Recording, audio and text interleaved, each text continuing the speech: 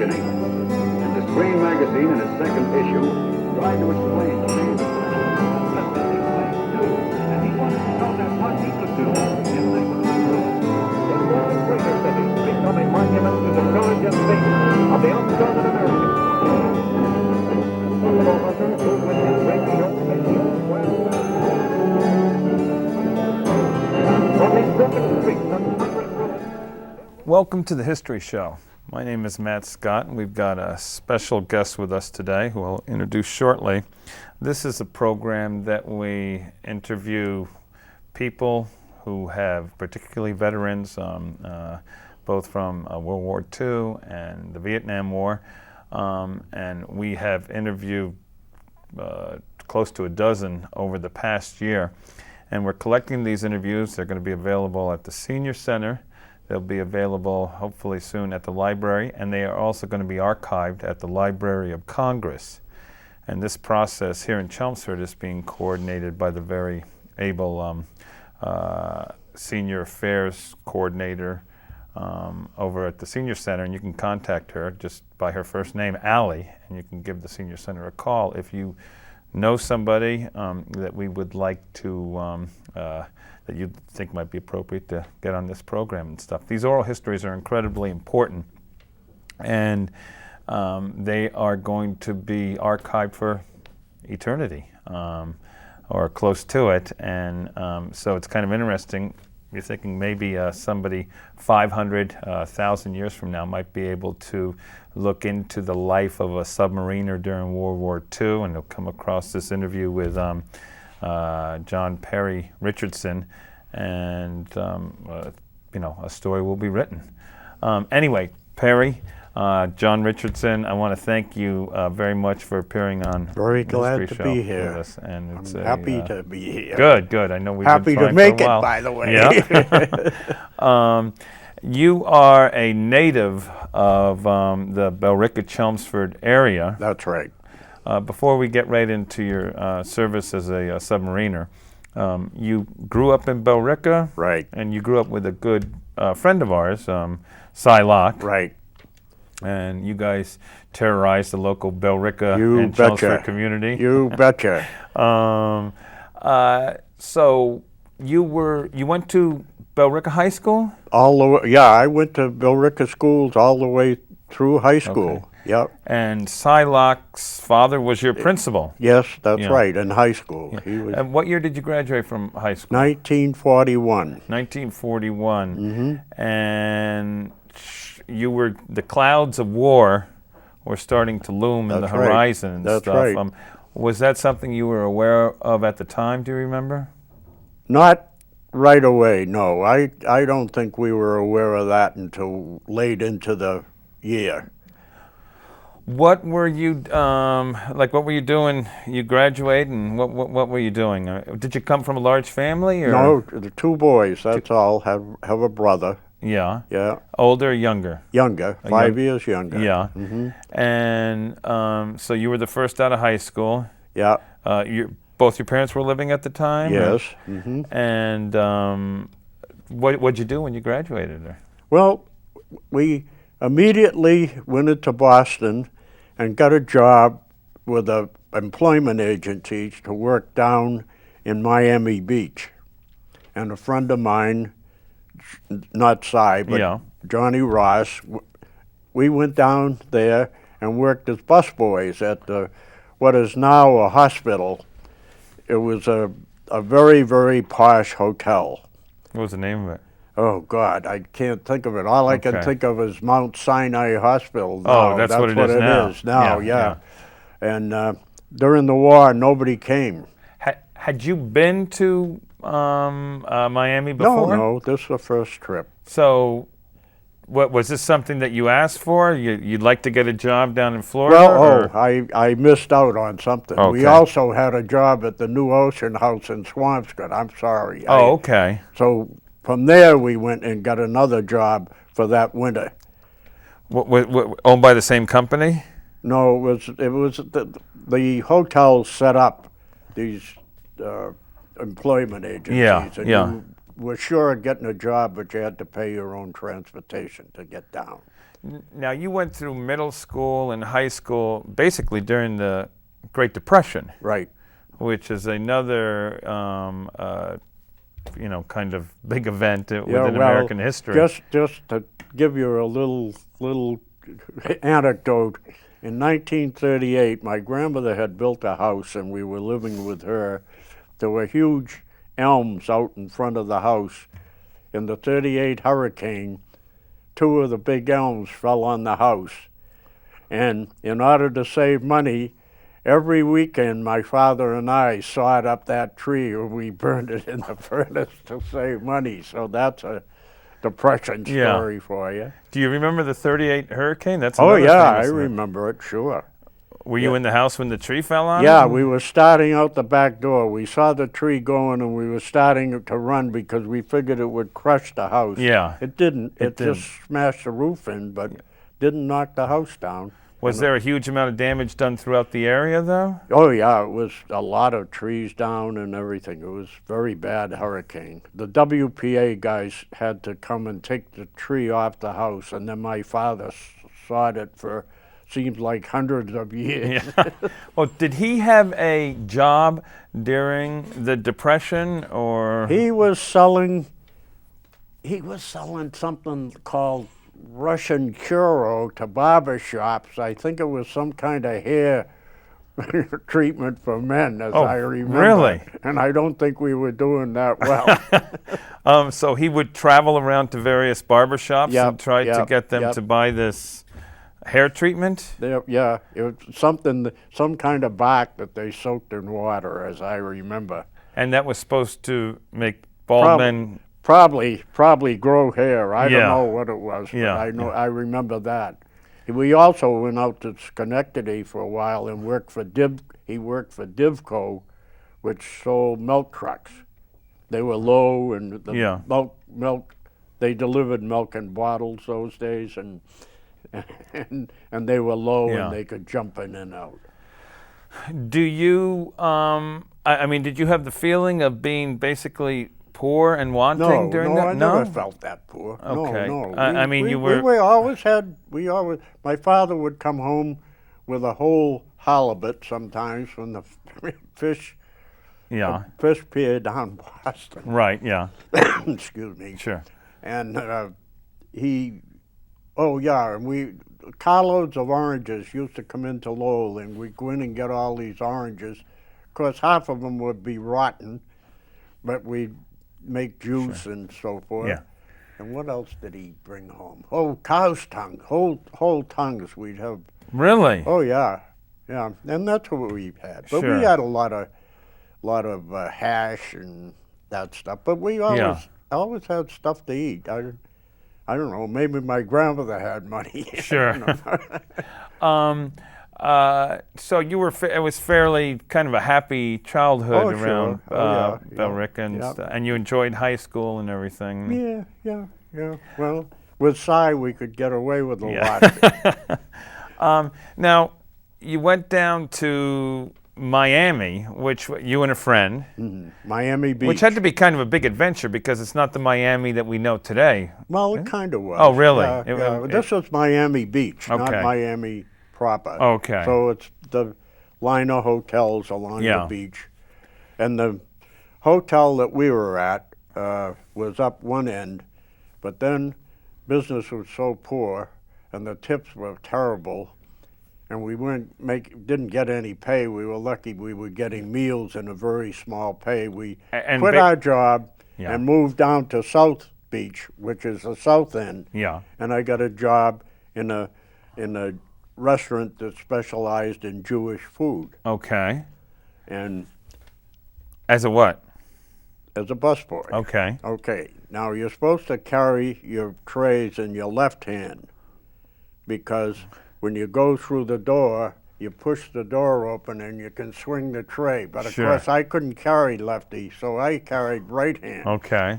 And I'd hit the door, and and they used to have blue glasses for water. Yeah. They had all these, and I used to drop blue glasses all over the place on my tray. But they kept us. But they they were sorely tried with ruining their blue glasses.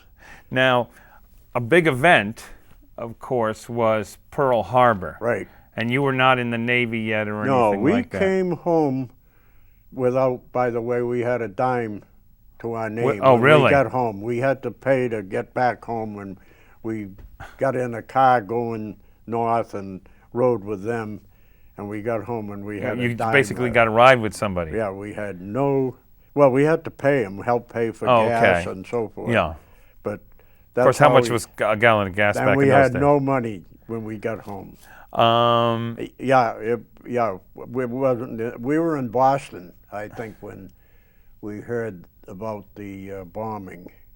okay. And I had a job then working in Pollard's, which was in Lowell, a big department store. Sure, yeah. And the next day when Roosevelt gave his speech about the Day of Infamy and all that, we were sitting across the street from Pollard's, which was on Merrimack Street, and there was a a bridge going across, and the helps room was across the street. Yeah. And we were sitting there listening to the speech. Do you remember your thoughts at all at the time, or? Well, we all, there was a bunch of us, and we thought we would be going into the service pretty soon, but because I was getting to the age where I was going to get drafted anyway. Right. See, I was 17 when I got out of high school. Okay. But as 18 came along, I knew I would get drafted. Yeah. So, how soon after did you join up? My papers to get drafted came through, and I immediately went and joined the Navy. Now, why? Because I didn't want to get in all the mud and stuff. Okay. Mainly. Yeah. But yeah, I always liked the water and so forth. Had you had some experience on the water? Just my father's boat. Yeah. But you know, my father had an old boat on the Charles, and we used to. This was during the war years. You couldn't go to sea in it, and it had a broken keel, and you had to get down and bail it out every so often. Yeah. But we used to go on that, and I had fun on that. So when did you? When was it that you joined the Navy? Well, I got inducted in December of 1942. December 1942. Yeah. And tell me about that. You joined up, and where'd they send you off to basic training? We got put into an old dirty old B&M passenger car, real antique thing, I remember. Dust all over the place. Yeah. And we went to Great Lakes Training Station. And this is just general basic training. Yeah, that's where we did our boot camp. This is what I looked like. Yeah. When they first went in. And the reason they call it the boot camp, because these are the things we wore, the boots, these leggings. We had to wear those all the time, all the way through it. And you notice that I couldn't even get my hat on right at that time. Was boot camp a shock to the system? No, but I did lose a lot of weight. I caught the measles, got sent to the hospital, and when we first got there, they still had these stanchions that went like this, and we were sleeping in hammocks. Now, if that was a shock to the system, all right, because you got to sleep like this. Yeah. And the hammocks were tight. We were issued a hammock, by the way, along with all our other stuff. Right. And you had to put them on tight on these two stanchions, and you had guys sleeping on either side. Yeah. And if a guy on either side rolled over and forgot he was in a hammock, he'd knock the whole row over. And it was, at least that far drop. Yeah. So it woke you up pretty good. So what did you go through in basic training? Yeah, the usual marching around and standing guard at night in the back door of the barracks and not getting caught sleeping and what else? Oh, the pool. I could swim, so I was lucky. But you had to tie knots in the end of your trousers, and you had to jump into the pool, and you could catch air and use that as water wings. Oh, And that one Yeah. stands out. But I Yeah. never had an occasion after that to use it. But that was one of the things that stood out. Well, And we have a lot of shows and stuff.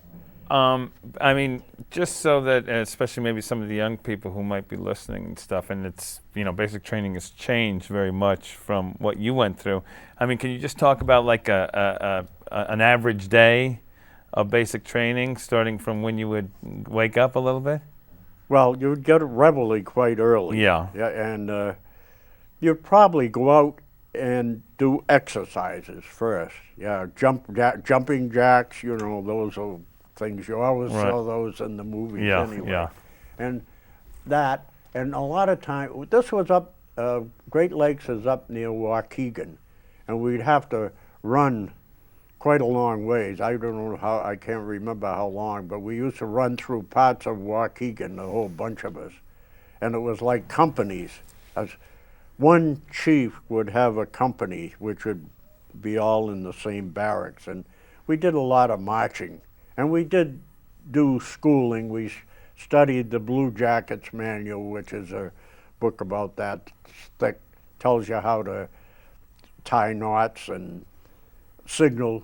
We didn't really, I don't think we really got anything really spectacular out of boot camp, Yeah. except to get used to the discipline. Okay. I think that was mainly it. And it wasn't particularly difficult for you, or? No, except that I got the measles. Yeah, got the measles. Yeah, that was the only, no, that didn't Yeah. bother me. And how long were you in basic training then? Seems to me it was like 2 months. Okay. It may have been longer. What happened after that? Then you got a chance to go to school. Okay. And Now, did you pick your school, or did they assign you? No, they assigned you after you take some sort of an aptitude test. Okay, so you didn't have any choice. No, I got assigned to fire control school, which at the time that I went was all surface craft school. You got trunnion tilt and how to compensate for the roll of the ship on guns and all this stuff, and you got electricity to take care of the firing circuits and so forth. And when I got through that school, What, was that at the same place? yes, that was Okay. that was it. And what I remember about that, you went to school all day, but you'd go all morning, and then you'd go have lunch, and you had to wolf down your lunch and go out and you'd exercise. And then you'd go back in the afternoon all sweaty and smelly Yeah. back. But And two questions, and these are going to seem really trivial now, but I'm just so people can kind of get a feeling a little bit more. And first thing is, how was the food that they were food there? I think, excuse me again, I think the food was not so hot in boot camp. Okay.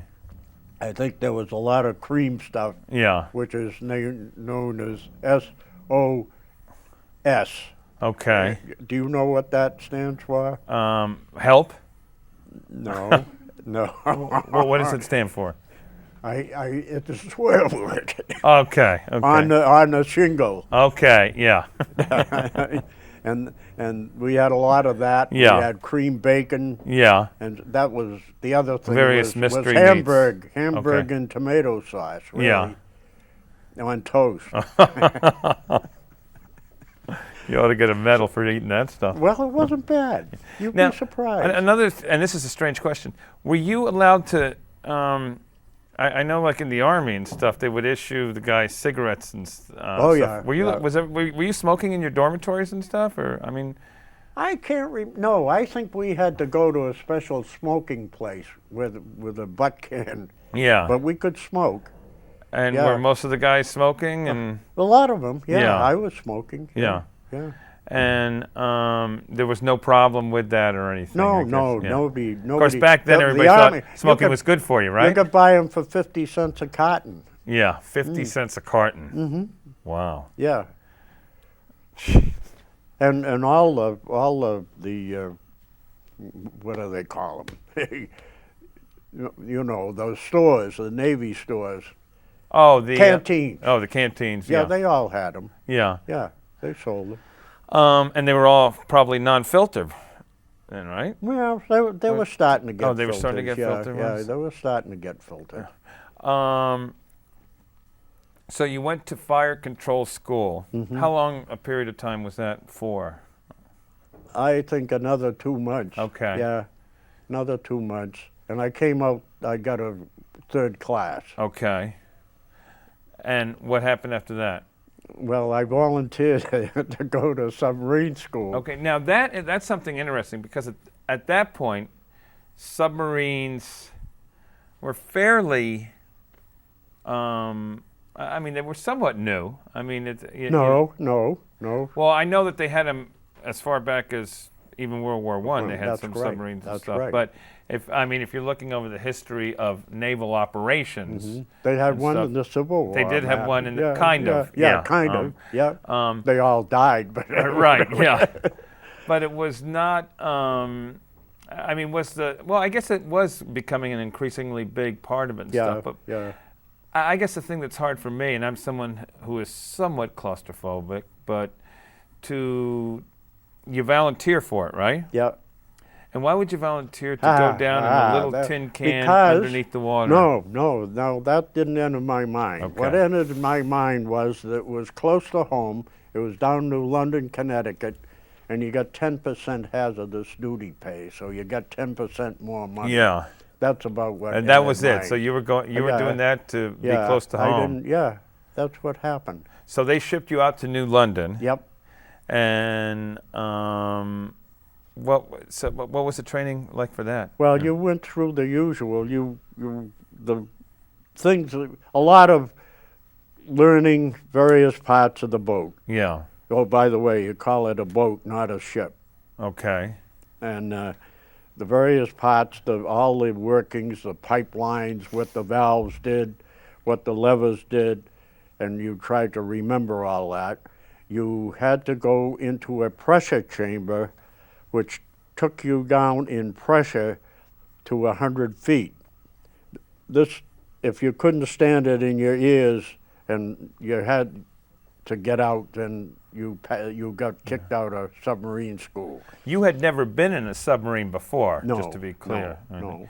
So when you got to New London and they brought you in one, I mean, how What, did you on feel the about submarine? You Yeah. know what they brought us into? What? They brought us into an old R boat. Now, an R boat is 3 generations back from the fleet type boat that I was on. There you have the fleet type boat like this one, Okay. and you have an S boat, which was still in the service, and then you have an R boat, which I think went back to World War I. And those are the boats that we went out and trained on. A rickety old thing that leaked all over the place, and we go out and submerge. Oh, really? Well, they wanted to find out if you're going to get itchy when you went underneath. So before you got training, did they just bring you out in a maiden ride No, first? before we went out, we went up and they had a tall tower, which is, you had to go up with the Munson lung to see if you could do that too. And you go up on a line. Yeah. You put a clamp on your nose and breathe in this lung with a bag, and you supposedly can do 300 feet, but I doubt it. But that was to escape from the submarine. Yeah. And that's all full of water. Oh, really? Yeah. Can you explain that again just a little bit? I didn't. Well, the tower is 100 feet high. It's on ground, but it's full of water. Yep, it's full of water, and it has doors at 100 feet and 50 feet with locks, so you go into a chamber and you close the door, and then you can open the other when you balance the pressure. Yeah. It's like an escape on submarine. So this would basically be the first thing that they did to... Well, it wasn't the first, but it was in there. Okay. That was the thing that stood out in my mind anyway. And so you had to basically climb a ladder out of the tower? No, you go up on a line. There was a line with knots. Okay. And you put the Munson lung on, which went in your mouth with a mouthpiece.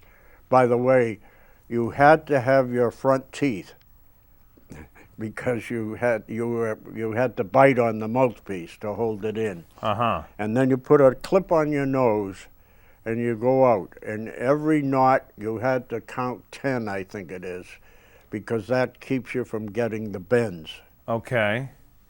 So every knot, Yeah. you would stop and count 10? Yeah. You mean? Yep. And Yeah, then you're pulling yourself up. Yeah, well, you could kind of float up because Okay, 'cause it's all lung, water. the lung lets it float up, but yeah, you kind of pull Right. yourself up. And so how'd you deal with that? Went up. went Did up. it. Did Yeah, it. That yeah. didn't scare me because I was lucky I could swim. Yeah. And going underwater didn't bother Did some me. people have problems with Probably that? did, yeah, yeah. Some guys couldn't swim. How, when your class or, the group that you first, when you went in the submarine, or was it, I mean, were you, as a group, assigned to a, Yeah, a special class went Okay. through, yeah. We were in charge with a chief named Spritz. okay. So all the submarine guys that were in the diesel boats call it Spritz's Navy. Well, Spritz is, okay, so, and Spritz was the He was a chief, he was sort of the chief of the boat, Okay. which I'll tell you about later. But chief of the boat is the guy that watches over the crew and tells them to behave themselves and so forth. a lot of, I mean, did you talk to some of the other guys why they volunteered for submarine? No, or I school didn't. or I never. anything, or- No, I never really got into it. No, I had a lot of friends, but no, I never really talked why you got into this. Yeah. Yeah. So you would also, this R-class boat, you would go out in and full of leaks and noisy. Yeah, it was and- an old rickety thing. Terrible. Would you go out in Long Island Sound? Yeah, we Okay. go. This is on the Thames River, I guess. Right, out yeah. of New London. Yeah, yeah. Yeah, and we go And you out. can go and- to the ocean or you can yeah, go to the yeah, Sound. Yep, and- yep, and dive, and they just wanted to see if it would shake you up. Do you remember your first dive? No, I don't remember. I remember the R boats just vaguely. Yeah. Yeah. Do you remember thinking about when you went out in the R boat, is this thing going to hold No, together? No, Or you no, were- I don't think I was young and foolish, I guess. Yeah. Devil may care or something. Yeah. It didn't really bother me. So what was the training about? The training about is in order to stay in submarines, you have to qualify, which means that you eventually, once you get on the boat, you have to learn all about the boat, all about the workings of the boat, and you have to take a test, and the chief of the boat gives you the test, Yeah. and then you get to wear the dolphins. Okay. Well, listen. And here's that was a preliminary Yeah. to it. We didn't get qualified there. We didn't get qualified until we got assigned to a regular submarine. Perry, what we're going to do is we're going to make this a two-parter Okay. because a half an hour has flown by, and we're going to say we're going to end this session, and then we will go back under on another show and stuff. So I want to thank you very much for joining us on this program. It's a lot of fun, and I'm looking forward to hearing some of the tales of what life was like actually living on one of those submarines.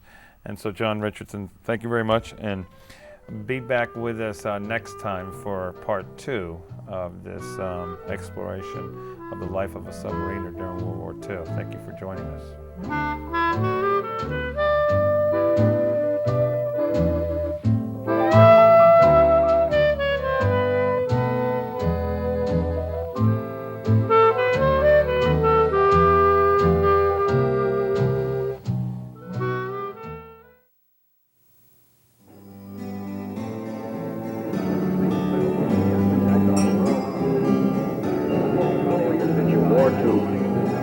commissioning. And the Screen magazine, in its second issue, tried to explain to me the And he wanted to know that what he could do if they were to improve. In far greater cities, become a monument to the courage and faith of the undaunted Americans. Buffalo hunter who with his radio made the old wild west. On these broken streets and hundreds. Hi, my name is Matt Scott, and you are watching The History Show, and we're in the second part of an interview with John Perry Richardson.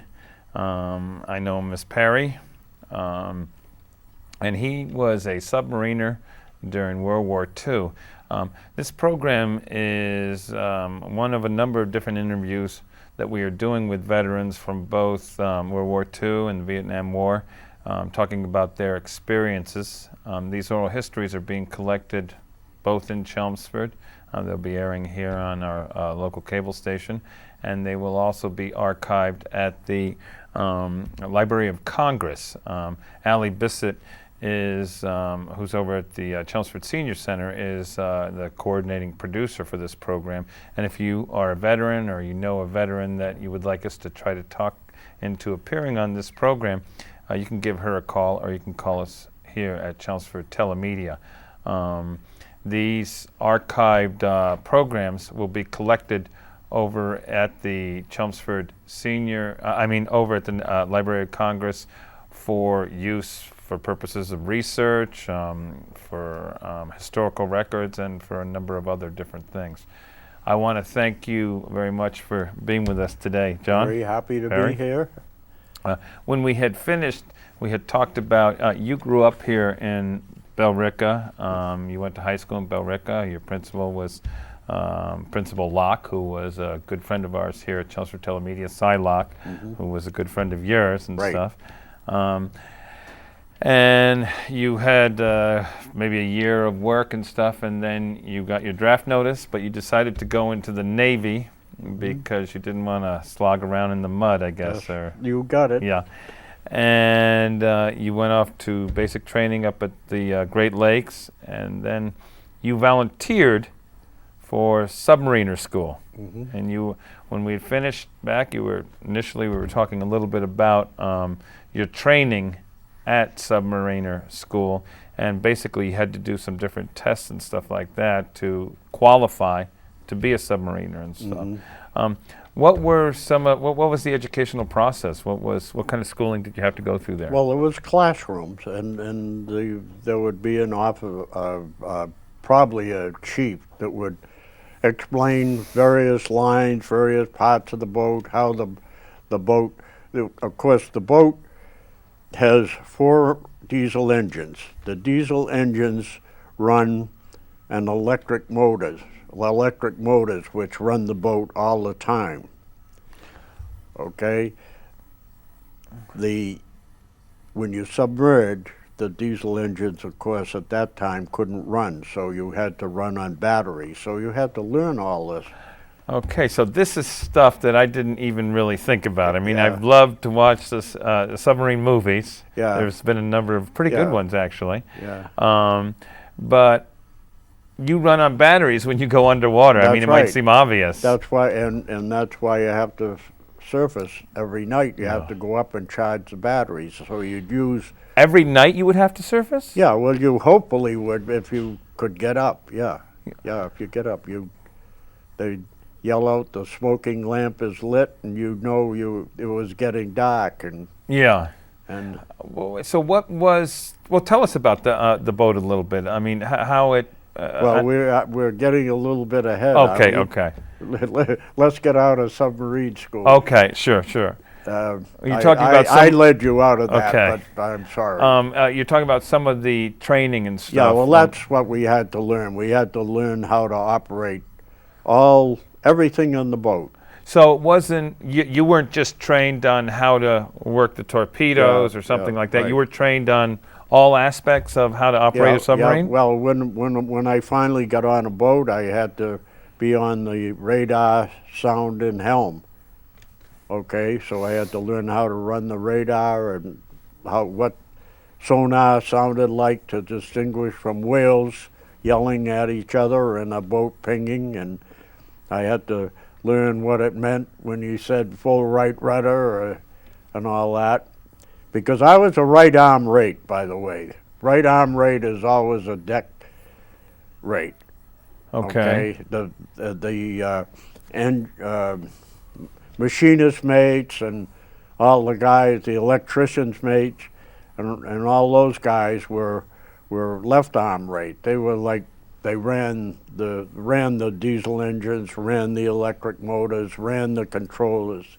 Okay, that's why I stood that kind of a watch. And we had to learn all that stuff and how the boats ran and what the pipes and what tanks were and so forth. So how did was this all hands-on learning, or was it classroom? No, you're sitting in classroom. You're sitting in classroom. Yeah, and we didn't have any fleet-type boats for school. We had these crummy R boats. Sure. But we got a little taste of diving. Yeah. But it was a lot of it in classroom. I mean, does that prepare you to actually? Yeah, you were kind of prepared, but not. Was it intensive learning? I mean, they hoped it was. Yeah. but no, it wasn't. You were still pretty green when you got aboard a submarine. How long, how much training and what type of different schools were you going through? That was quite a bit longer, okay? And from there, we got assigned, because I was a fire controlman, all the fire controlmen got assigned to go to school in the armor factory in Brooklyn, in New York for, I think it was 2 months there. And that was to learn how to run the torpedo data computer, or how to take care of it more than run it. The computer? That's the computer that they used to figure the angles when they fired the torpedoes. Okay. It set angles on the torpedoes so the torpedo would turn in and lead the target, and also when the target got there, the torpedo would get there. Okay, now the one question, I didn't even know they had like computers back then. Okay, yeah, well, this was an electromechanical one. It wasn't the thing like you see, the little dinky thing. This was a big, tall thing, and the motor that ran the thing used to throw off so much carbon that I used to have to go up and clean it. I had to run tests on it to make sure it was running okay, but I used to have to clean the carbon out so it wouldn't slow it down, because it had to run at a certain rate all the time. But it was an electromechanical thing. When you went through this schooling and stuff, I mean, were mostly we looked at the girls, Matt. There were all were there girls that many around there? in the factory, yeah. When you went through all this schooling, I mean, were you pretty much confident on your skills as Not really, to be able to handle? not Oh, you really, weren't. No, pretty green, to tell you the honest truth. Yeah. But you knew your way around the boat is just about what the school did for you. You didn't come out any salty submarine sailor at that time, I didn't think. But the entire schooling, both in New York and New London, how long a period of time was that? Well, what do we say? Maybe 5 months, all told. Okay. And then you got assigned to a boat. You got assigned to a boat. Now, would you get assigned to the same boat with a number of your classmates who went through the schooling? No, there wasn't any. I was the only one that went to the Guitarro. Okay.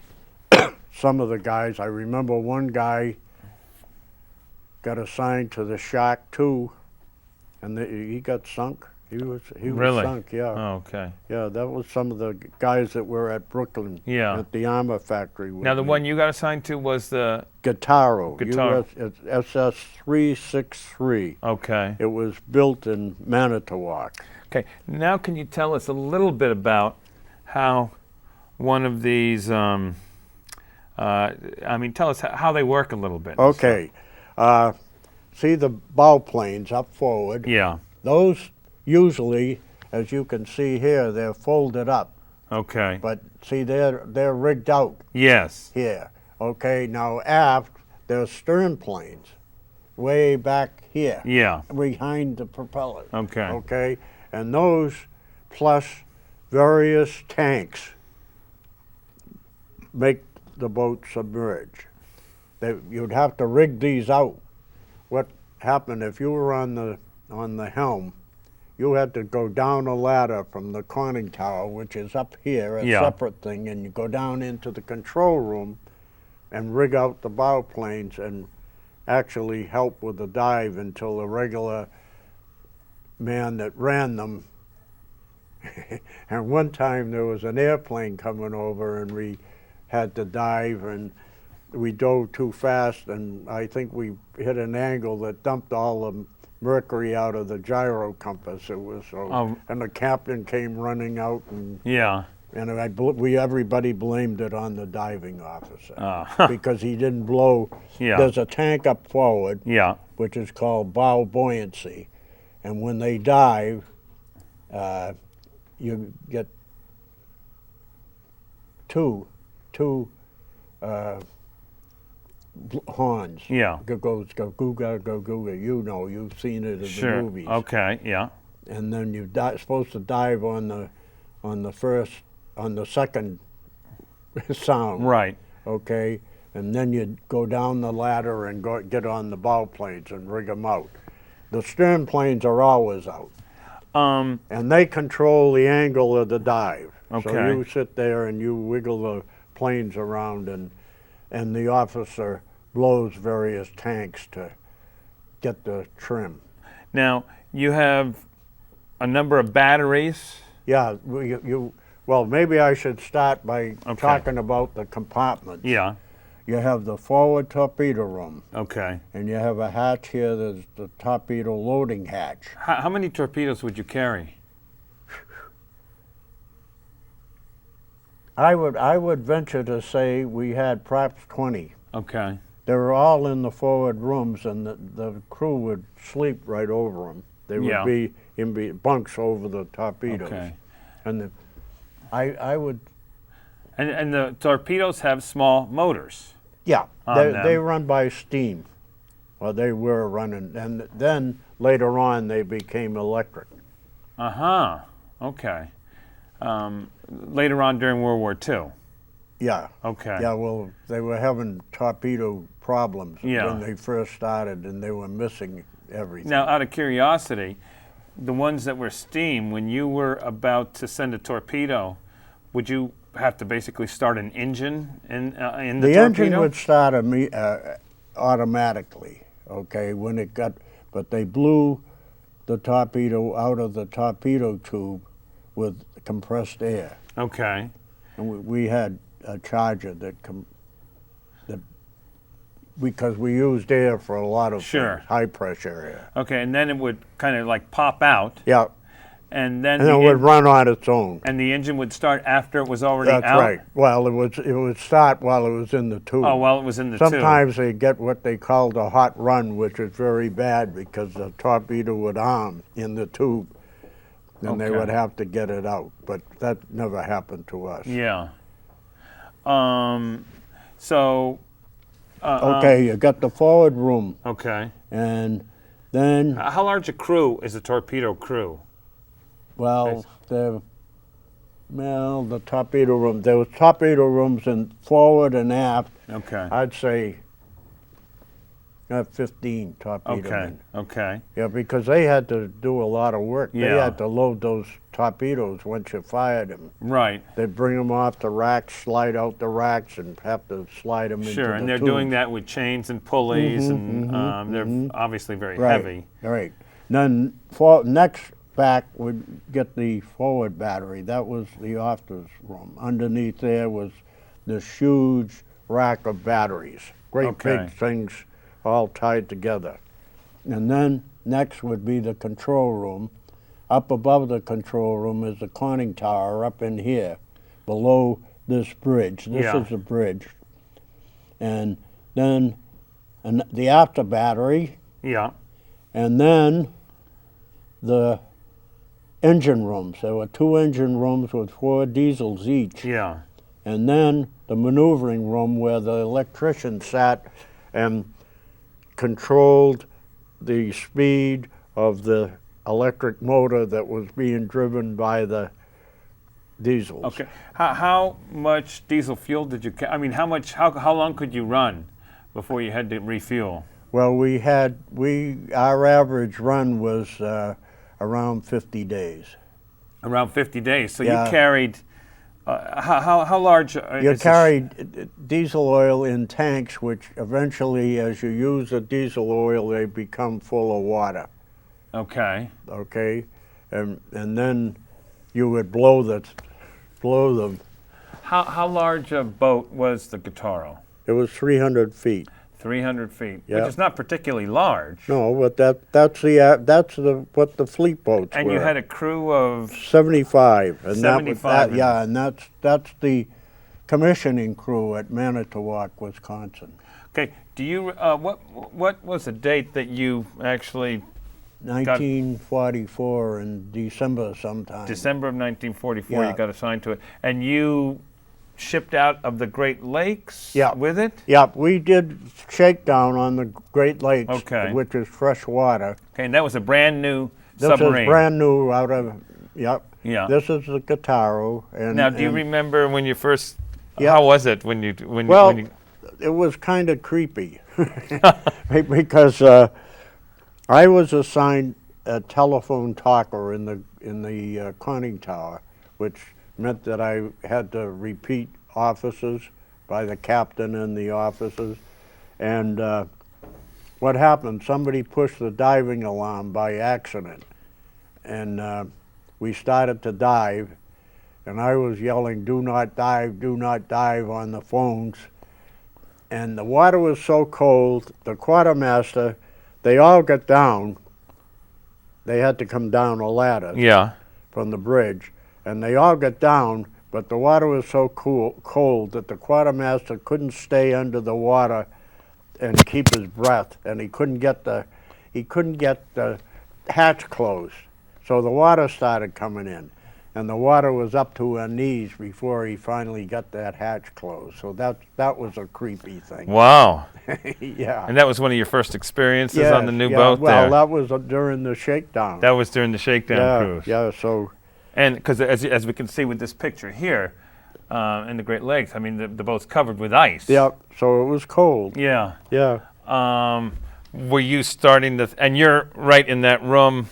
Is that the? The conning tower is up above the control room. Yeah. It's right under the bridge. Were you in the control room? No, I was in the conning tower. Oh, in the conning tower, Yeah, okay. which has a So hatch. could you see the water coming down and I'll everything? say, yeah, but it has a hatch between the control room, which was closed. Yeah. But we were getting water down the periscope wells and What? all this. So and- you might have been and- possibly thinking well, that we haven't even shipped out of the Great Lakes Yep, and we're going under and here. there was a chief steward, Filipino, lot of service. Yeah. He was sitting in the after battery, and when the water started coming in, and of course it was coming through all the ventilation pipes and everything, and he's yelling, "Chlorine in the after battery." But lucky it was not salt water. What happens if salt water gets to the acid in the batteries? It will cause deadly chlorine. Oh, But luckily it was fresh water and it didn't matter. so that probably shook everybody up, right? Yes, it did. It shook me up, I'll tell you. Did you had to surface right away? Oh and- yeah, we finally got up and Now when that happens, Pumped the what do you water pump all out. you pump all the water yeah, out? we had plenty of stuff to get rid of the water, Yeah. but it was pretty scary. So how long is the shakedown cruise? That wasn't very long. It was a couple of weeks, I think, Yeah. at most. And then you shipped out to where? And then we went through the Chicago Drainage Canal and got on a floating dry dock, and they took the periscope shears off so it would be lower, Yeah. and put us on a dry dock, and one of those pusher type with a stern wheeler pusher types pushed us down the Mississippi River. And then we went down to New Orleans. Were you guys still on the boat? Or, Oh yeah, I had to stay. They gave leave to all the, Yeah. a lot of the guys who had qualified. they made us greenhorns stay on the boat. Yeah. And we supposedly worked on getting qualified. Now that's interesting. I mean, if you hear, I don't know if you've ever read Huckleberry Finn or Oh, yeah, Mark Twain's yeah. Tales of the Mississippi, but Yeah. here you are going down Yeah, well, on we a dry dock in a didn't submarine. see much of it because Yeah. we were down inside. We got up once in a while. But you're on a dry dock going down? Yeah, it's like a floating dry dock, yeah. That must have been quite a sight for Yeah, people well, to they did see it as with it's all the going- boats they did. built up there, yeah. Yeah. And so you would pull out to the Gulf there and then go through the Panama Canal. Yeah, we had one contact while we were in the Gulf. We thought there was a submarine pinging, but nothing happened. Yeah. Then we went through the Panama Canal, and we trained there with the boats coming through or ships coming through the Panama Canal. We'd track them, and Did you have an experienced captain and stuff, Well, or was everybody fairly No, new? I think he was new. His name was Enrique de Hamel Haskins. He's right here. he was a real character. Oh, really? Yep. And Can you say that name again? Enrique de Hamel Haskins. Uh-huh.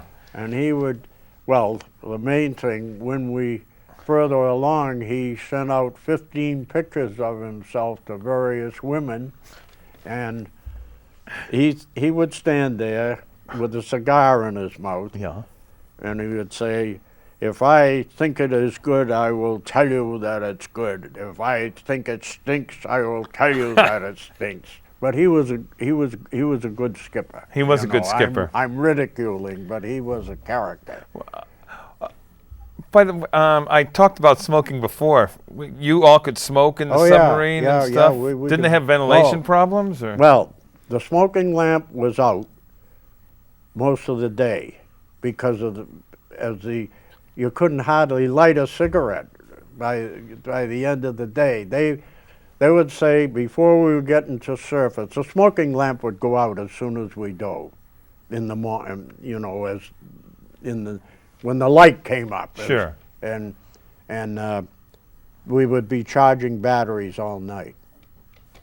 Okay. And when we dove, the smoking lamp was out. Yeah. They would light, when we were getting ready to surface, they'd say the smoking lamp is lit, and everybody would try and light a cigarette, and the matches would hardly burn because the air was so thin. Oh, really? But we would get them lit. But that's when you could smoke. When Now you we- were on the surface and just before you went up. When was it that you really started getting imbued with the routine of, Probably after the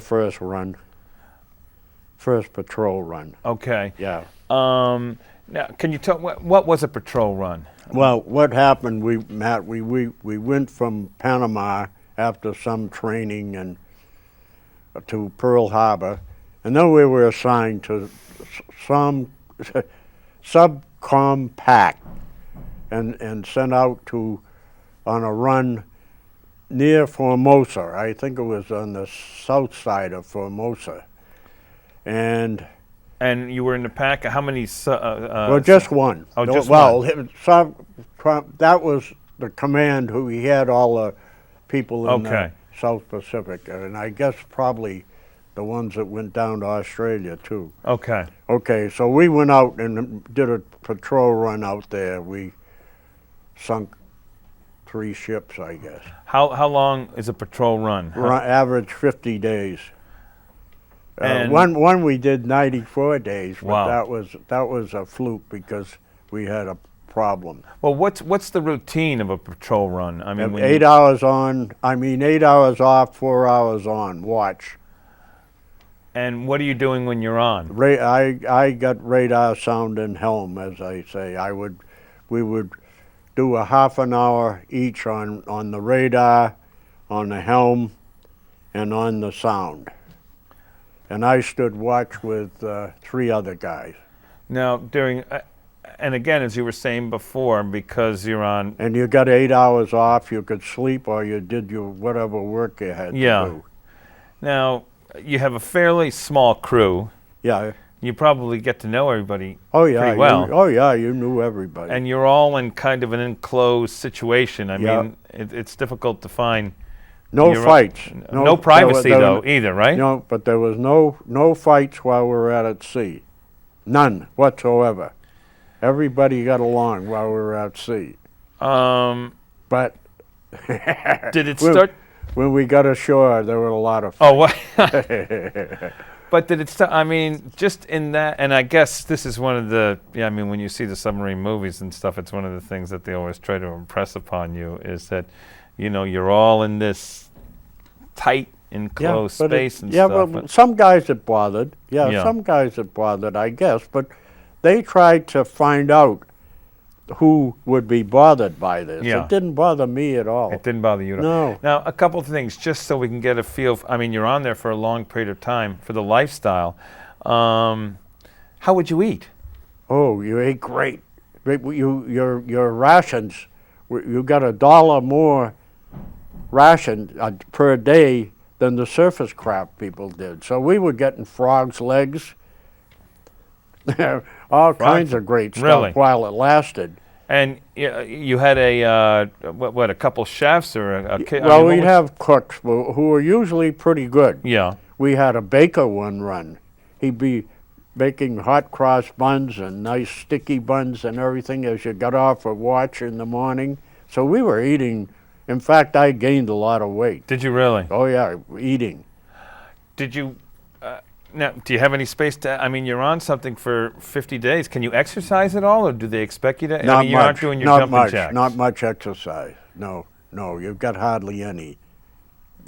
So you got it when you. Most of the exercise was in the bar, and Yeah. you got out. Well, when you're running on diesel, Yeah. do you? I mean, can the You're guys only go on out on the the deck and surface. stuff like that too, or? Well, no. You. So you're still enclosed. Yeah. Well, the problem is if there's only one hatch to get down, and not too many can go up above, where you're out in where there's allowed to be planes patrolling or Sure. other ships. So we didn't stay on the But surface you very didn't often. miss the sky or the No, the no, open air, no, the it- sun, or No. Well, I mean, how long a period of time would you go without seeing like the sun or the moon? could go a whole patrol run without going on. I got up once, up on deck at night, and we stayed under Yeah. until you get back to. We went down. Went back down to Fremantle from the end of that run, Yeah. and through Darwin. Darwin was a northernmost city in Australia, and we stopped there, and I had a carton of Ramesses cigarettes, which Yeah. we were going up to try and get some beer, and we went up to the town, and the town had been evacuated because there was a Japanese plane that came over and dropped one bomb every day. Oh, really? Yeah, there was just a work crew In Australia? digging out a hill Yeah. for a storage tank. Well, Yeah. we got a bottle of beer when I got back to the ship. They had a whole crate. Sure. Listen, Perry, I can't believe it. Another half hour has flown by. Oh God, I'm. Can we do talking one too more much. half hour? Sure. You sure? Okay, Yeah. because I didn't get into a whole lot of Yeah. the different patrols and different Yeah. adventures and stuff like that. And I am completely intrigued. We just by made the this. first run. Yeah. But by this life and stuff. So I want to really, you tell a great story, and I appreciate you coming in. We will be back for a third session where we will submerge with Perry and get into a little bit of his patrols and stuff in the Pacific Theater during World War II. I want to thank you very much, Perry Richardson, for joining us, and we'll be back very soon on The History Show.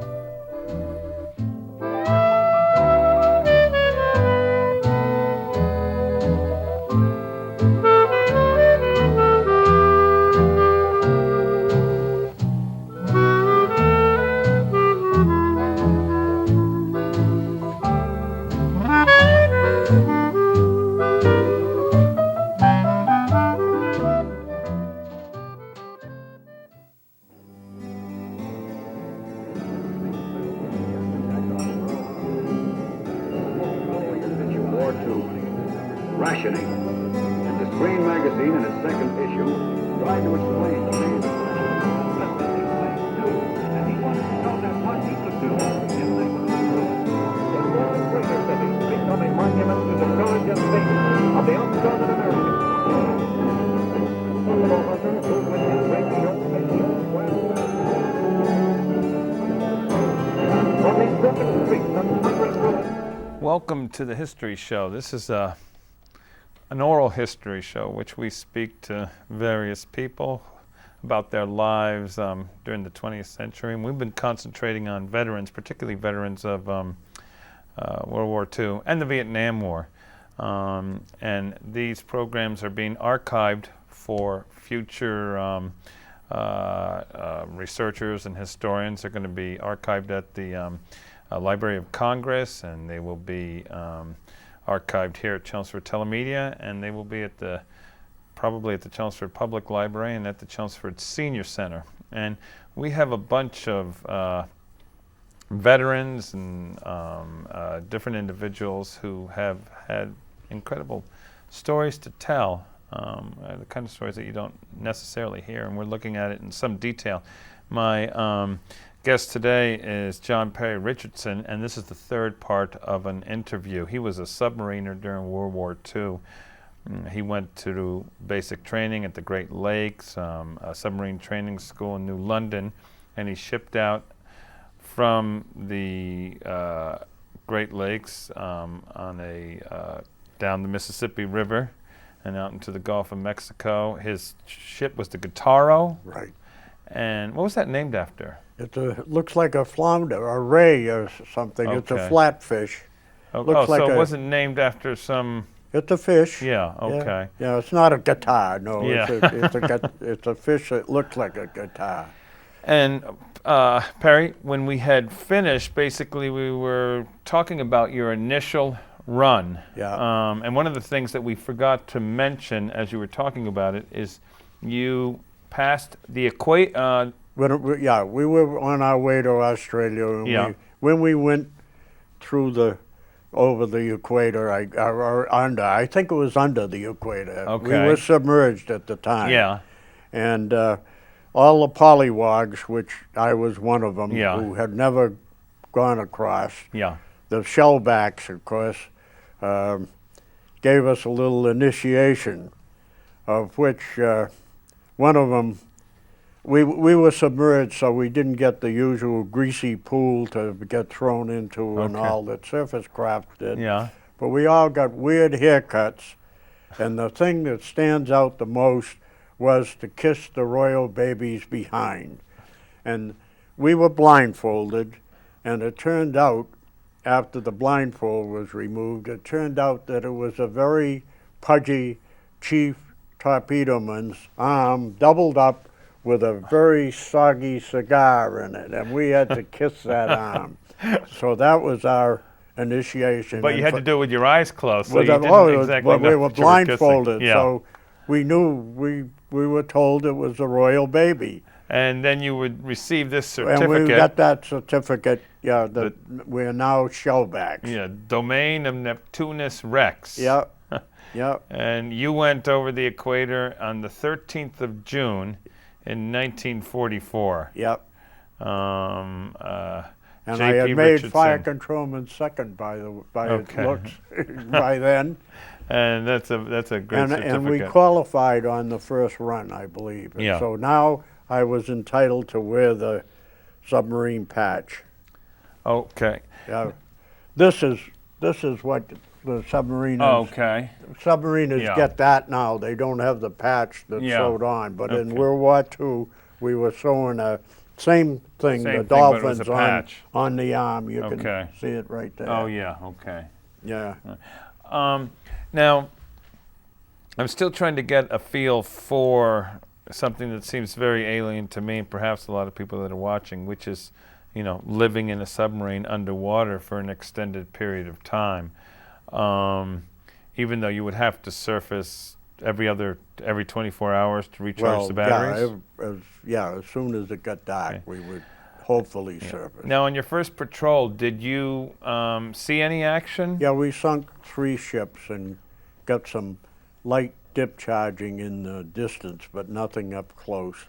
Now, what is that? First, when you're going after a ship, can you tell us how that process works? Well, they sight the ship on the periscope, or we can hear him on sound. Okay. Sonar. And were you Sonar on was- sonar, or Pardon me? you would sometimes be on sonar? We would be on sonar only during a watch when we got close to any targets or anything. A regular sound man would come on who was better than we were. We were just kind of duffers at it. Okay. We were just there to see if we could get contact and detect anything, but the sound men knew they could tell which way they were going and whether they were closing and so forth and so forth. So how does the process? So you find a ship to sink. He would watch them on the periscope, Okay.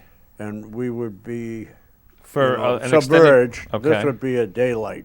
Yeah. Okay, submerged, and he'd take bearings with his periscope. They'd feed them into that torpedo data computer that I talked about. Yeah. And they would figure out angles on the bow and so forth of the ship, and they would put settings from the torpedo data computer would go into the torpedo, and it would tell the torpedo how it was going to run to lead the ship. So when the ship got here, the torpedo would get there. Right. And that's about basically how it would work. How long would you be watching a ship? Well, it depended. If you could see them coming and they were going to be close, you know, run by you close enough for firing. I think it was like 1,800 yards was optimum to get that close. But sometimes you couldn't. But Yeah. and you'd be watching them. Sometimes they'd get by, and you'd have to surface and chase them, if it was You would actually at surface. night. Yeah. Yeah. You would have to surface and try and get around them and try again. Now, I guess one of the other things is, wouldn't most ships have to? I mean, at least the U.S. ships and stuff. I would think the Japanese ones too. Wouldn't they do like a zigzag pattern or something? Oh yeah, they would usually on the surface and convoys they would be zigzagging. Yeah. And so you would have to compensate for that. Yeah. But the zigzagging I don't think helped that much. Oh, really? Yeah. We were picking them off pretty Because good. it wasn't arbitrary. Yeah. Well, on the first runs there were a lot of ships left. Yeah. They were starting to lose them, but not that many. There were a lot of ships around. So Yeah. as I said, we sank 3 ships. There was on plenty for the first picking. run. Yeah. Do you know what kind of ships you sank? Yeah, we sank a destroyer, a tanker, and a merchant ship of some kind. How many torpedoes did you put into them? I think one apiece on those guys that I remember. Yeah. Yeah. Was this part of a large convoy? No, these were separate ships. They were out there by themselves? Yeah, I think the destroyer was escorting something, though. The destroyers usually didn't travel alone, so we probably got that tanker with being escorted by a... Tankers were especially nice to get. Well, I guess they had a big explosion and stuff too, right? Yeah. What would... Now, these are going to seem kind of like silly questions, but I've never... I mean, I've been in the submarine, but, you know, kind of a submarine museum at Pearl Harbor and stuff. But when you shoot off a torpedo... First thing is, did you hit it the first time? When you shot off a torpedo, would you have to send off... No, we missed. Yeah, Okay. They've run under. Sometimes they wouldn't set the depth right. One time we fired at a small ship, and we had to come up and battle surface and shoot him with the guns. Oh, really? Yeah. This was not on the first patrol? No, this was on the second patrol. Now, on this first patrol, when you sink a ship, can you feel it? Or Yeah, you can hear it. You can hear it. you can Everybody can hear it, you mean? Yeah, you can hear it through the hull on the water. Okay. Underwater. Just like if a destroyer is hunting you to depth charge, you can hear the destroyer. It just sounds just like a freight train Oh, it going does? over you. Yeah, yeah, because the propellers are creating Okay, a lot of noise. I do want to get into that, but before we do, after you hit the ship, would you surface or would you just? Well, it depends. If it was safe to surface, you'd surface. You wouldn't go up in the daytime, though. Usually. Okay. At night, we would make runs on the surface. Yeah. And you were all basically by yourself. I mean, it was. Yes, we were all alone. We had an area that we patrolled that was assigned to us. Yeah.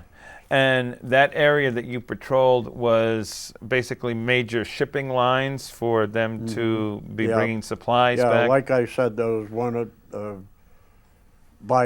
we were south of Formosa, I think, Yeah. somewhere, because I can remember we could see a lighthouse that was still burning on that patrol. How long on that first patrol were you into it before you sunk these ships? It took us a while to get out there as we came out from Pearl. So, I don't know, halfway through, probably 25 days. Okay. What was the surface speed of the submarines? 22 knots, 22 knots. And then underwater? 11. 11. Oh, so yeah. So that had to be kind of About halfway. difficult. Maybe a even- little bit more, but it was quite a bit slower. Okay, now out of curiosity, because probably the like a Japanese destroyer would be running at how many knots? Well, they could get up to 30, some of them, I think, 25 or 30. And this is a silly question. If you're in a submarine and you have to be underwater when there's a destroyer around, and the destroyer will sink you, obviously, how do you work it?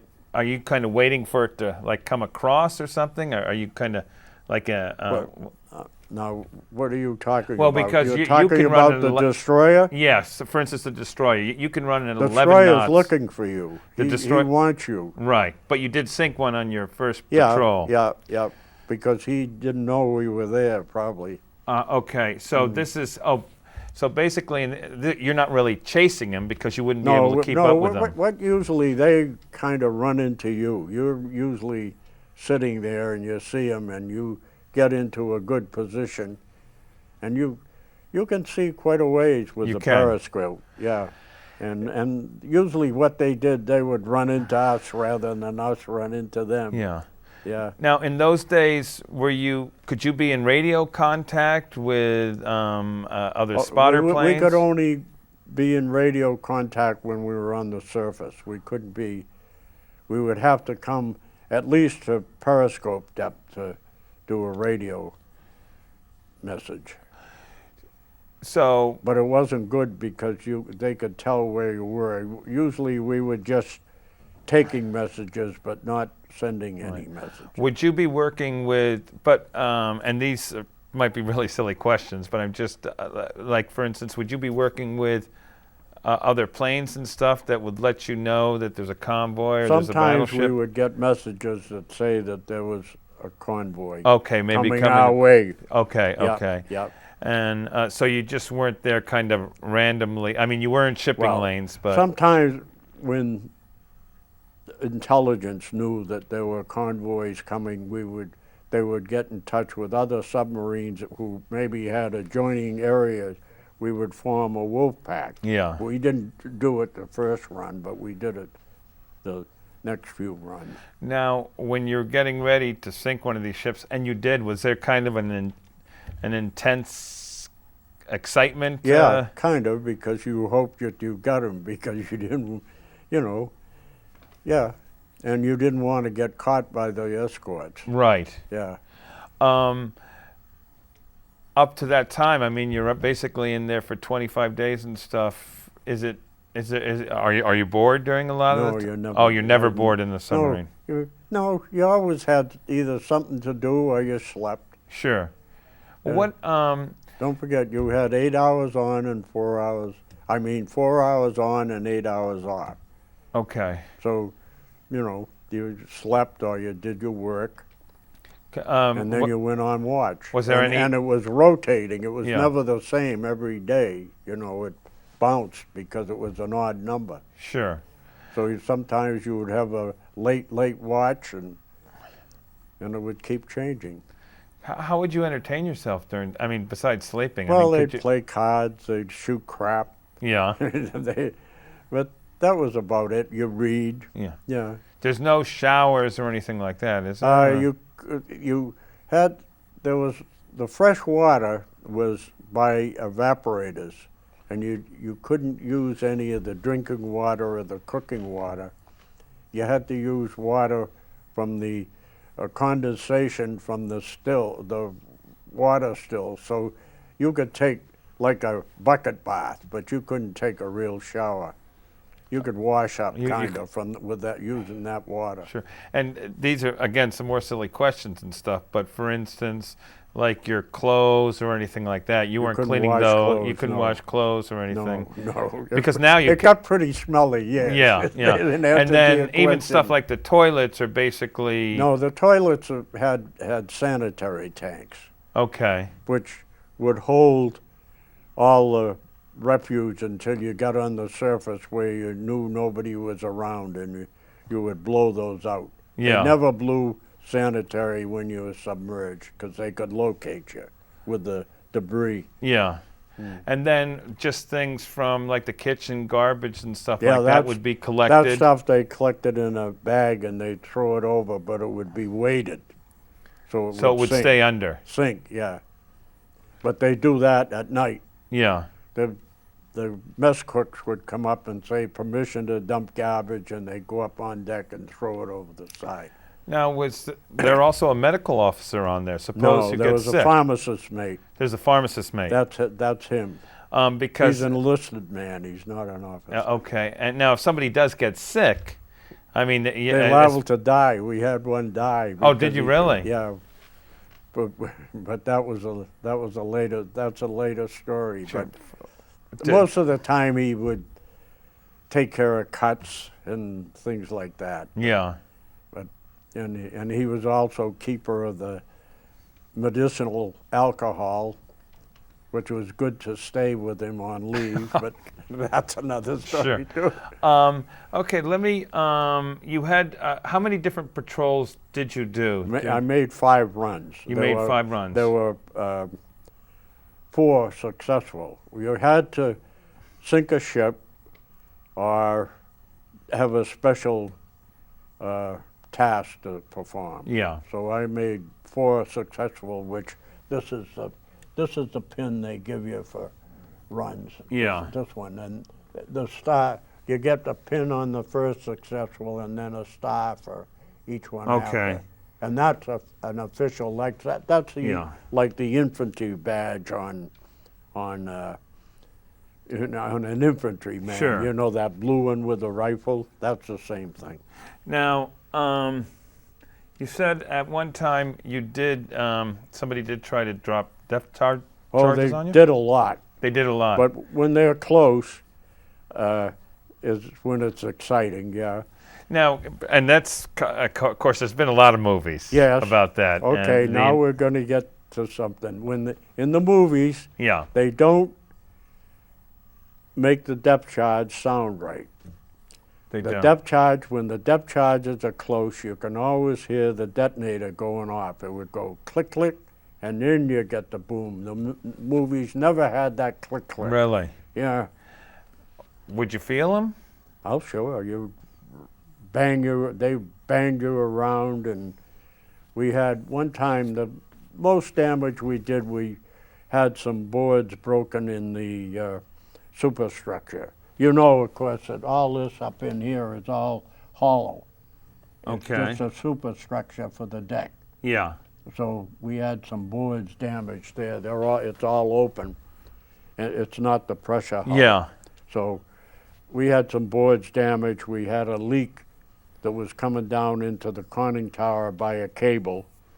And that's the most damage. Well, when they're dropping depth charges on you, are you sitting there just silently submerged? Hoping they don't know where you are. Okay, because you can, I mean, you're not running though, are you? Or sometimes, because they're listening for you. But most of the time, you go into silent running, which would shut off all the blowers and nobody would walk around or make any noise, and they would try, and there are various temperature gradients in the water, and they would try to get under one because it would keep the signals, it would distort the signals so they couldn't find you.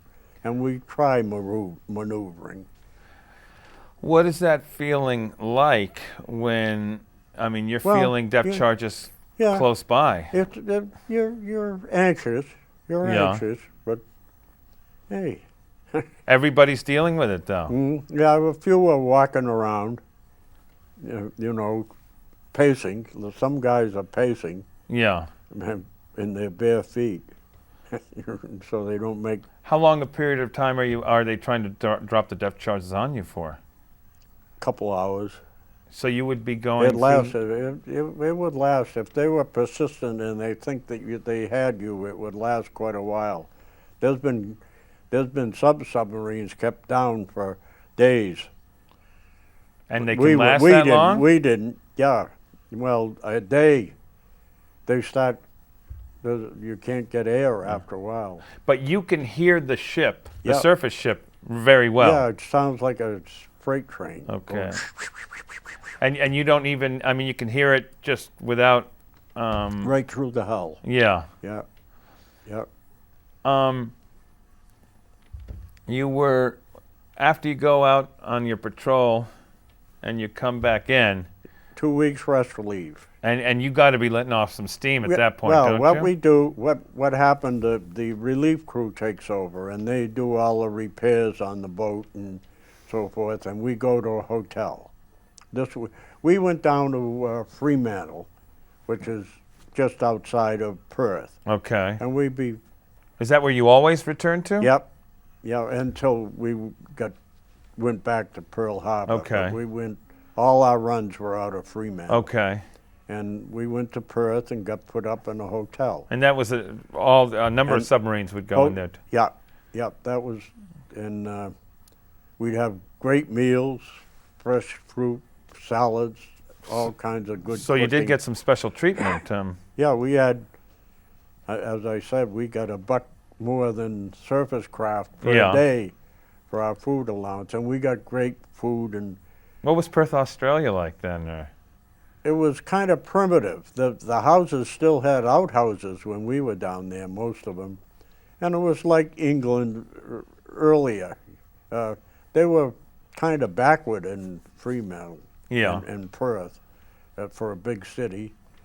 You know, there was a lot of good-sized buildings and so forth, but... How'd you get on with the Australians? Well, some people we got along well, but the Australians kind of didn't like us because we had too much money and we were kind of rowdy. And now, they didn't like the submariners, or they didn't like any of the... they didn't. Well, I don't know.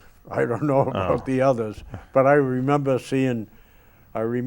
looking out the hotel window on one of the leaves, and there was what the hell was he? I think he was a torpedo man, but he might have been a motor machinist. But he was walking along the sidewalk, and there was an Aussie, a soldier, coming the other way.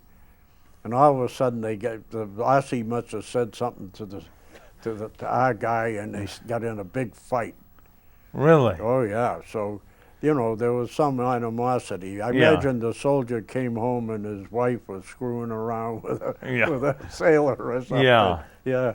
But I mean, but on the whole, we got along. Yeah. all right. And were you able to have encounters with Australian gals? Oh and stuff? sure. Yeah, a lot of them. Yeah.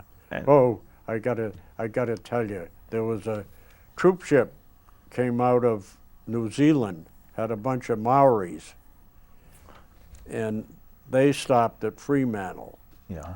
And they got in a fight with sailors. There was a pub at the end of the dock at Fremantle, and they got in a big fight, and I guess some Maoris got killed. This was before we got there. Yeah. So we were on rest leave, and a Maori troop ship came by, and they were all in the Were these Maori soldiers, you mean? Yeah, these are soldiers. Okay. Maoris are known as great warriors. Yeah, well... I guess, right? we were in a pub Yeah. on rest leave, and the Maori, big, great, huge guy, turns to me and said, "You killed my brother," and I turned around and walked off fast. Yeah. So Wow. you're talking about getting along with each other. There's an example for you. Why were you out for 94 days on one run? Okay, on one run, this, by the way, was our only unsuccessful run. Okay. But we got on station, was somewhere near China, and our stern planes went on hard rise. They got stuck on hard rise. Yeah. And they jammed, and we couldn't get them. And of course, you can't dive because it would just send you back up. So we tried to fix them, and we couldn't fix them.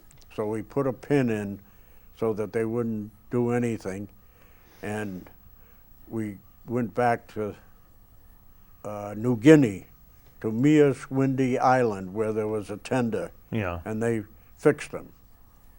And we had an airplane escort, by the way, to get back. That's why it took so long. Yeah. We went back, they fixed them. We were still technically out at sea on the run. Yeah. And then we went back on station, and we damaged one ship. All we saw was one ship in a harbor someplace. We couldn't get in because of shallow water. He fired, he saw the explosion, and got a damaged ship. Yeah. But it's still an unsuccessful run. Unsuccessful. That was our unsuccessful run. Altogether, on all your patrols, how many ships did you 13. sink? 13. 13 ships, one damaged, and 1/3 of a cruiser. Yeah. We shared a cruiser hit with another submarine and the Air Force. And when you had finally finished up your final run, was that the end of the war? Is that or No. We finished up, and we were ordered back to San Francisco. We went back by way of Pearl Harbor again. Yeah. And Saipan, by the way, we stopped off at Saipan. Yeah. And then Pearl Harbor, and we went to Hunters Point, and they were going to change the batteries. And while we were in San Francisco, the war ended. Yeah. And we were there for the big fights in Oakland with the sailors and everything during the war ending. Oh. Yeah. Did you? And you must have been very close to your crew after all that time together, right? Oh yeah. But it's funny. Over time, we had a reunion, and we spent some time with my two buddies there. And after a while, it seems like you drift away from them. Oh, really? Yeah. I haven't kept in touch with any. When was the last reunion you went to? Oh God, that was in the '70s. Oh, okay. Yeah, it was San Antonio. Have they had more reunions? Well, I guess they have one every year. Yeah. But you just have kind of stopped. Well, I kind of got on. They have a list of. It's called the Sailor Rest Your Oar, and it listed all the people who have passed away. Yeah. And I got on that list by a funny number, a membership number. And so I haven't been keeping track of them until I found out I was dead. Oh, wow. Well, listen, it's wonderful stories that you tell, and what an adventure and what you went through. I can't imagine it and stuff, but it's been really engrossing. We've done 3 shows here, and I think we could do another one. Actually, I might have to pull you back in for one more sometime, but I'll give you a little break now. But it's because I'm sure you got some more stories to tell. But thank you very much. I can keep going forever, it sounds like. Well, then we will have you back for one more. Okay. But thank you very much. Well, I enjoyed it, I do man. Had appreciate fun. it. And great show.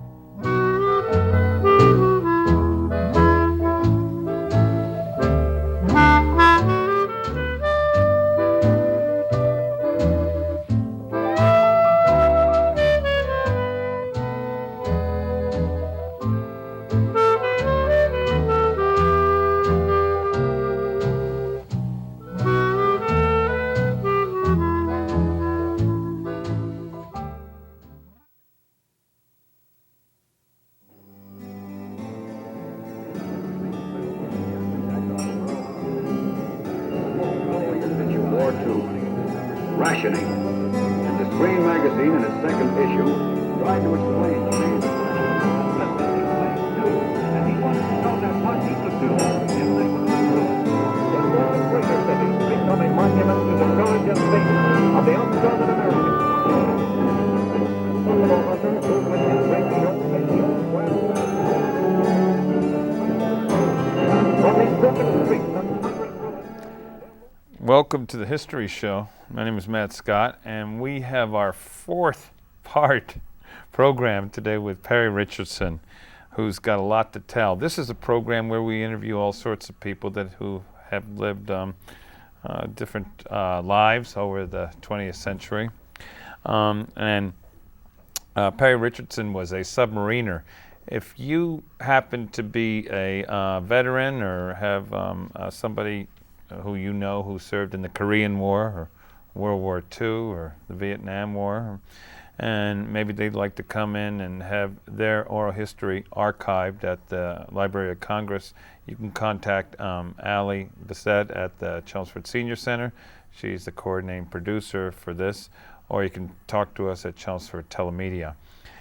John, I want to thank you very much for coming back and talking to us about your duties during World War II as a submariner and during the Korean War. We had gone through a number of different, some of the different patrols. You were on 5 different patrols, 4 successful ones, Right. on a ship like this one. Yep. With 1 gun. And each of those patrols, I mean, they're long. They last a long time, 50 days? Well, average 50 days. Average yeah. 50 days. One was 94 because you had some trouble with the rudder. You were going around the South Pacific. You would take leave in Australia. You had some time in New Guinea. Well, yeah, on an island. On an island. Island off New Guinea, Mias-Windy Island. Mias-Windy Island. What was that island like? Well, we would get ashore. They had a beer barge, and we would get ashore, and we could drink beer, and we could visit with the natives. And the Japs had been on this island, and the natives were selling us all kinds of stuff. I remember I bought a Jap summer uniform, and I bought some Japanese cigarette cartons from them. Really? Not package. Do you still have those? No, I lost them. I don't know where the uniform went.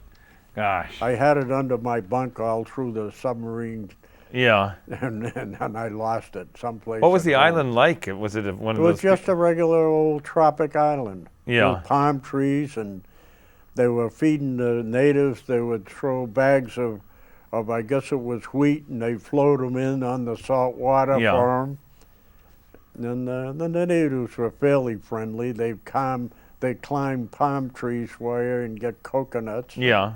And that was it. Were there many sailors there? Well, at yeah, the there was a island? tender. There Yeah. was a submarine tender, which has a lot of them. They have relief crews, and we were tied up alongside a lot of boats. Yeah. Yeah. Your second patrol, we had actually talked about your first patrol and your last patrol, which you called unsuccessful because you had some damage Yeah. to the ship. No, that was the fourth patrol. Fourth patrol. Yeah, fourth patrol. Yeah. I'd like to, and we talked about your first one where you sunk Second 3 patrol ships. was more exciting. What happened? Tell me Well- about the second Well, patrol. we got the first thing. We got into the middle of a big convoy. This is off Luzon, Philippine Islands. Okay. And we got into one of the big battle convoys that was coming down. Remember the Battle of the Luzon, the Philippine Sea? Well, anyway, they were coming. The Japs were coming down from the north and up from the south. Okay. And they were trying to trap Halsey. Okay. Halsey. Halsey. Yeah. Halsey. Okay. And we sighted one coming down from the north, and we couldn't get at them because they were moving so fast, but we did come up and surface and send out a radio message, which gave our guys a chance to intercept them and know where they were. That was our This first was a thing. convoy. This is a big battle. It's not a real convoy. It was a real battle full of all warships. Okay. No, Oh, no. Okay. Yeah. and they were moving too fast. We couldn't get at them. Was that aircraft carriers too? Or? Yes, there were carriers in that, and battleships and cruisers and destroyers. Yeah. There were several aircraft carriers, which I guess they lost part of them. Yeah. But anyway, then the next thing, we got into another convoy in which we fired 4 torpedoes, and we hit 3 ships. Boy, that's good. Yeah, and one of them was an ammunition ship, and when it blew up, I had a roving battle station then, which I had to fix anything that went wrong with the firing circuits and so forth and so forth. And I was sitting under a torpedo loading hatch, and I could see light coming through that hatch from the explosion. Underwater. And it was watertight.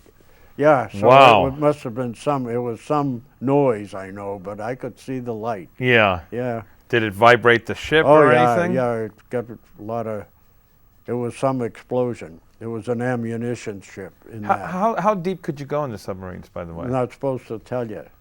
No, Well, we went plenty deep. The deepest we went was 400 feet. 400 Yeah, feet. yeah. At the time, I think we were classified as a 300-foot boat, and that was classified then. But they can go much deeper than that now. Yeah. And why would you go so deep? Just to protect yourself from depth charges? Hiding. Yeah, get under layers. Yeah. Yeah, well, we went 400 feet by mistake.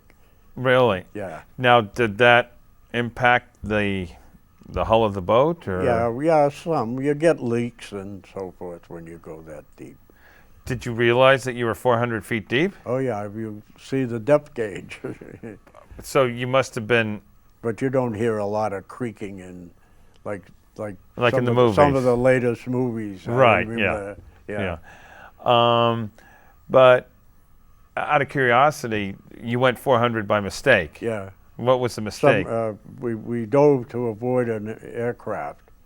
They sighted aircraft and we dove, and I don't know whose fault it was. It might have been mine. I was on the bow planes, but I think I blame it on the diving officer that didn't blow bow buoyancy in time to level out on the dive, and we went into a very steep angle and couldn't get out of it. So at that point, were you starting to think, we got to get out of this? I was trying to figure out how I could get the bow planes to get us out of the dive. Yeah. And are people yelling at you saying? No, nobody yelled. Okay. Nobody yelled. Only the captain yelled. Okay. But he came running out of his statement and yelled a lot. But he yelled at the diving officer. He did. Yeah. Because that can be a very dangerous situation, Oh, yeah, obviously. because Well, you're 100 feet deeper than you're supposed to go. Well, yeah. But I'm sure that all the boats could go that deeper than the test did. Yeah. They used to test it at, I think it was 24 pounds of air on the compartments, and I don't know what that was equivalent to. Now, though you had the though you had the torpedoes, Yeah. you said, we were telling off camera a little bit. We were doing, yeah. You were involved with some surface battles. Yeah, we fired a torpedo at, this was the same run. We fired a torpedo at I guess it was a yard oiler. It was a small ship. It was so shallow that the torpedo ran under. So good old Ricky D. Hamill got mad and he called battle surface. When you battle surface, you hold the ship down with the planes as long as you can, and then you blow the tanks and you come up and whoom, like that. Yeah. And you come up, and of course the gun crew runs out and they start firing. Well, they sunk this ship with the gunfire, but the ship was going around in circles, but they started firing back, and the whole gun crew ran behind the conning tower, which was a smart thing to do. Sure. But Now, when they're talking, what are you firing at it? we were firing this gun, Yeah. a forward gun, and we were also, you got a 20 millimeter up here. We had one in back. We didn't have one in front. And how large is your main? 5-inch. 5-inch. Yeah. Yeah. So, and they're firing back at you. So Yeah. Well, they were firing a machine gun back, but I was passing ammunition. You had to pass it up. There was only one hatch open. Yeah. And that's a hatch, the conning tower hatch. So we had to pass ammunition up through the conning tower for the 5-inch gun. Yeah. Did you? And I could hear the bullets hitting the conning tower. Did you see the ship go down, or? Yeah, well, they saw it break up. They saw it break up. Yeah, so we got credit for that. But we did sink 7 big ships. But remember I told you about the time we hit 3 at a time. That was the best thing. And then we hit more. Because this was now the convoys following up with supplies for that one that we saw going down. So there were a lot of ships around. And pickings were good. When you would ship, and sometimes would you go up and see the ship in flames, or? I never saw any, no. Yeah. The only time I ever did was that cruiser. I was up trying to fix a leak. That leak I told you about, depth charging. And it was leaking down into the conning tower. We went up on deck to try and fix it at night. Yeah. And I did fix it, but I could see that cruiser being bombarded. That's the only time that I ever saw That wasn't anything. being bombarded by you? No, the Air Force. Oh, by the Air Force. Yeah, and they had run it aground, I think. Yeah. The Air Force finished it off. 13 ships were sunk during 4 different runs. Yeah. Okay. After all that time, how was life in the submarine for you? I mean, did you was it okay? Was it Yeah, natural? still okay. Yeah, so you didn't have a problem? You never... Yep. On the 5th run, we didn't see any ships, by the way. We did have a special mission. We laid mines off the entrance to Singapore. They had to push them out through the torpedo tube. But really? Yeah. And that one was a successful run. Now, we had talked a little bit about you went eventually back to San Francisco to change the batteries in the boats. Yeah, we stopped by, don't forget now, we stopped by Pearl Harbor. You stopped by Pearl Harbor, yeah. Right, and like every good sailor, we had our picture taken with one of the girls who made her living. She wasn't your girlfriend? No. She made her living getting pictures taken with sailors who were willing to pay whatever the hell it was. Right. I can't remember. Yeah. And this is the battle flag. Yeah. Ricky's Raiders, of course, was named on Ricky D. Hamill Haskins. Yeah. And that's the ships we sunk. These were the battleships, and those were the surface ships. So you sunk. And that was only for the first 3 runs. Yeah. After that, we changed captain, his name was Dabney. And boy, you've got some interesting names for some. Dabney and Von Ricky? Ricky D. Hamill. On Ricky, yeah. Yeah. And was there a reason why he left, or? Like I said, I think he had political connections, and he got off and got a desk job. And so your second captain that came in. They may have had a policy to change him, but I don't think some of the skippers stayed on for a long time. Was there a difference with the second skipper than the first? Or? Yeah. The second skipper was nowhere near as aggressive as Haskins was. As far as pursuing enemy shipping and stuff. Yeah. I thought so anyway. He was. Well, maybe it was just his manner. Was he a veteran of other submarines? Oh yeah, He was a commander. Yeah. Yeah, but he was soft-spoken, and he was maybe it was me. He had a southern accent. His name was Dabney, but I can't remember what his first name was. And but we saw a German submarine on the surface, and In the Pacific? couldn't get close enough to them. They were on the surface and they turned away, and we were far away. Yeah. We couldn't get close to him. It was his run that we couldn't get close enough. We saw one ship.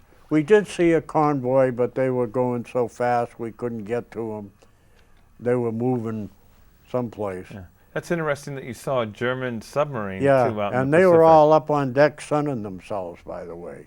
Okay. And that probably was kind of near the time that the war was over Yeah, for them, well, too? like I said, the pickings were getting very scarce. There weren't many Jap ships left around.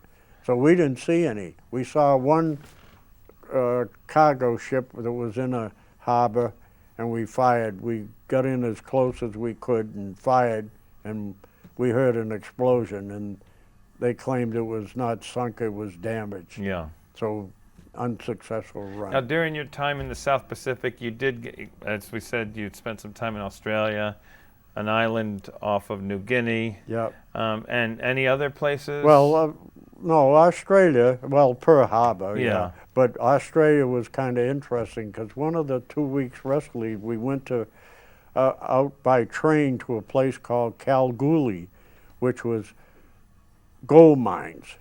And right in the center of town, they had a statue of the first gold miner that discovered gold there. And most of the mines were owned by American interests.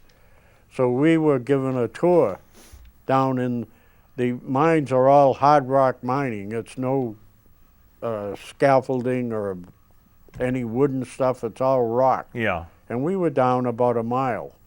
And we were taken down in Really? the elevator, Yeah. But you never saw any gold. Well, the superintendent had a big gold nugget in his desk that he showed us, but what happens is they just dug the rock out and they washed it and crushed it and washed it and washed it. There were big piles of rock that wasn't any good lying around, but that was kind of interesting. How was it to get back to the States after all that time? Yeah, it was pretty good. It was good to get back. Yeah. And we were at Hunters Point getting refitted with batteries because I don't know why we got sent back, but we did. They were putting in new batteries when the war ended. The war ended, and what did you do right at that time? I mean, well, I hung around. You know, at the time to get out of the Navy, you had to have points, and I didn't have enough points. So I hung around, and what did we do? I don't know what we did. I can remember standing some kind of watches, and we would get night rations, and the surface craft guys didn't get night rations because they didn't have enough money. Yeah. And they put up a big stink about that. I think we stood watch at the yard where they were working. But anyway, I finally told them I had enough points. You told them? Yeah, well, yeah, I told them, and Oh, but you did? no, I didn't. Oh. And Well, how'd they react? And I got sent back to Boston. Oh, okay. And and there they found out I didn't have enough points, so I got put on shore patrol. In Boston? Yeah, in Boston. Oh, well, that must have been okay, right? Oh, it was a son of a gun. We were getting, we got put on. I was the tallest guy and had the most weight. All the other guys were gunners from naval aviation, and they were all little guys. Yeah. And we go into the south end, and we were everybody was getting beat up. Now, out of curiosity, this is after the war. No, well, yeah. I mean, the war had just recently ended. Yeah, okay? right. So there are a lot of different servicemen around there. Yeah. But sure, there's also the because there Boston were still police. guys not getting out. I can remember going into one nightclub there, and there was a guy, an army guy, throwing glasses at the show, and we had to grab him, and we rushed him downstairs and sent him over to the drunk tank at Joy Street, where they'd let him out. They'd let him out. Really? Right, yeah, they wouldn't keep him there. So basically, a lot of what you were dealing with was a lot of drunks. Yeah, well, yeah.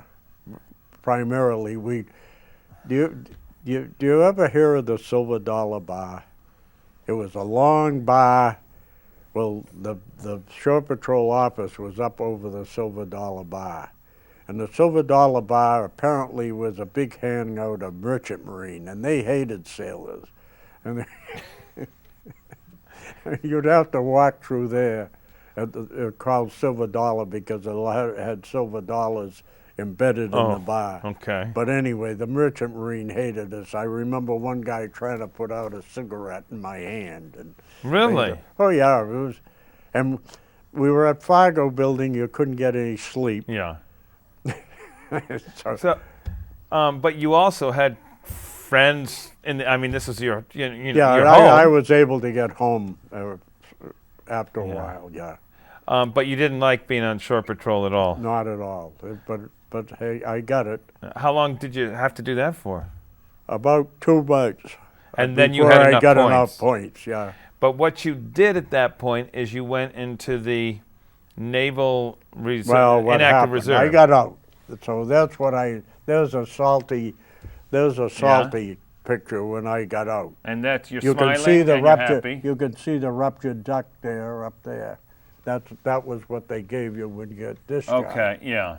And okay. And so you were happy to get And out. I was happy to get out, and I hung around and How'd you adjust to civilian life? didn't get a job. Went to school on the GI Bill. Yeah. I had to bum into Boston to go to school, and then I met my wife. What and were you going to school in?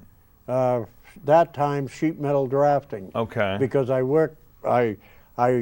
had worked for E.B. Badges, which did distillery equipment just before I went into the service. Yeah. So I figured I was going to go back there, which I did eventually, but Yeah. not right away. They didn't have any room. Sure. So to make a long story short, I met my wife, and she was working in a record store, and I was waiting for her to get out of work, and I signed up for the reserve, the inactive reserve. Now, because- why? Just Because I could hold my rate, which by then was first class. It was pretty good money. You know, okay. and So and I figured I'd stay in, and if they really, if I really had to go back in, I'd get fairly good money. yeah. And what happened is, along came the Korean War, and I got called back in 1950. In 1950. Yeah, well, I was married by then, Yeah. and we were there for 2 years. Now, you got called to. I mean, where'd you serve? Down Key West. Down in Key West. Yeah. And which is actually a pretty spot. Well, yeah, it's pretty, and even President Truman had his summer White House down there. Oh, he did? From our barracks, we could hear Harry playing the piano, and he used to hold a lot of card games. We couldn't get in on those. I'm but- sure. Yeah. Yeah, and in the morning, when our wives would, Oh, so you were able to bring your wife down oh with yeah, you? yeah, oh yeah, she came down, and we had a crummy apartment off the base where lizards were galloping around the walls. and Sure. But great weather. Great weather, yeah.